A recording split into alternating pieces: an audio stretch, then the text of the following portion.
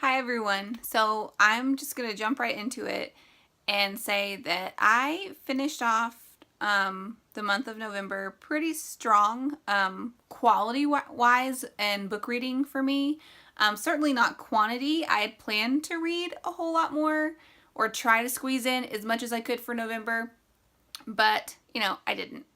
That always happens. We always make, or I say we, I see a lot of people doing this too, but I always tend to make really lofty reading goals, knowing that I probably will not meet them, but it's fun to try. So I finished the month off really strong. I went to the library and picked up some more books.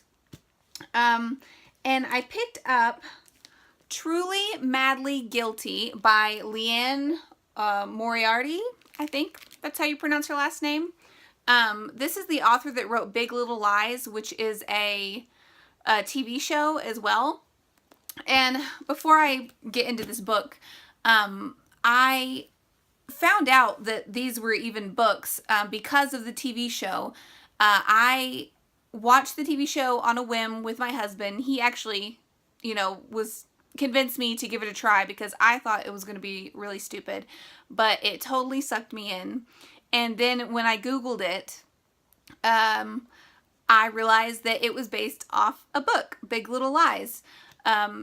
So I went to the library before I bought Big Little Lies because I had to read the book at this point. I went to the library.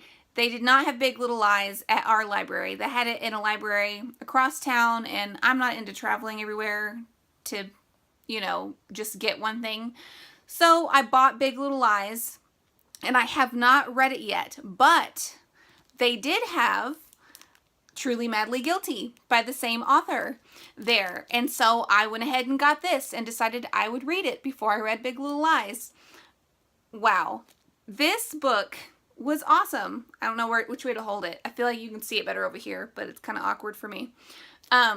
This book was awesome. These are the kind of books that I would never have ever picked up on my own, just on a whim at all. I couldn't have imagined me ever wanting to read something like this, because from the outside, just the cover art and the explanation on the inside cover, I just would have thought it was silly and I wouldn't have liked it, and I would have never picked it up. But because of the show, because I enjoyed the show Big Little Lies so much, I was willing to try this book, even though it's not the same story. And I'm so glad that I did.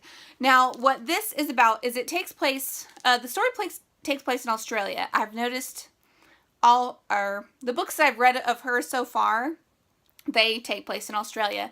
So, and this one, what happens is there's like this circle of neighbors, basically. A circle of neighbors / friends.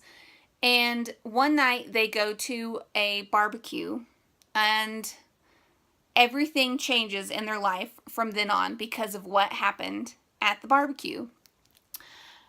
And yeah, a whole book is written about one night at a barbecue, which again, I would have never picked up on my own, but it worked. It worked. This book totally just sucked me in.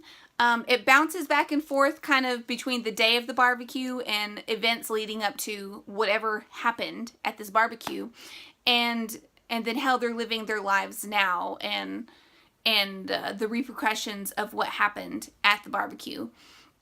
So yeah, sort of like this semi-mystery, I guess you could call it a mystery drama thing, and it just works. The author does such a great job, I think, with the characters and really fleshing them out enough, because that's the problem I usually have with mystery type books, is the mystery is the only thing that holds you. You don't really get too involved with the characters. It doesn't feel like. So I feel like she does a really good job with the characters in these books. And just really sucks you in and makes you want to move right along and find out what's going on. And it's interesting in between. You aren't just reading to find out what's going to happen at the end. You're truly interested, or I was truly interested in their current lives as well, and all the complexities that go with that. Now, on that same sort of Liane Moriarty role, I also got The Husband's Secret. And I read this, again, before I've even picked up Big Little Lies. Now, this one in particular is about a woman who goes into her attic, and while her husband is away on a business trip, she finds a letter that's addressed to her from him, and it says to only open it in the event of his death. So, yeah, but he's still alive. So basically, you know, whatever is in this letter has the potential to completely destroy their life as they know it. So this story, this book, centers all around what's in this letter. What has her husband written down that she's only supposed to read if he dies? And then it kind of like spins this little web between two other women in the story, and how their lives are all connected sort of through what's in this particular letter.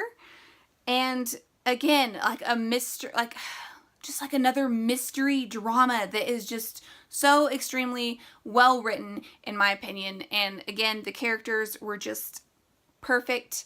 And yeah, I loved both of these. I gave them both 5 stars on Goodreads. If that means anything, they just were exactly what I needed at the time. So I read both of those, and now I am working on Big Little Lies. I think I started it earlier today, so I'm not that far into it. I can already tell after reading 2 of these this author's books, I can already tell that I'm probably going to like it. I mean, I love the show. And so I'm going to move forward with reading the book and then try to find more of her books, because I think I have found a new favorite author if she writes the rest of her books kind of in the same way as she has written these. So yeah, I didn't read that much the end of November, but what I did read was awesome and I loved it. And then before I get off here, because I'm done sharing about books, I thought I would share one reason why I didn't exactly get a whole lot of reading done, even though I had planned to, and that's because I had a baby. This is baby Odella, and she came really early, the 25th of November, and she came right as I had, like, I don't know, 20 pages left of Truly Madly Guilty. I think I was even working on it that night, and then I had to put it down because, you know, things were happening.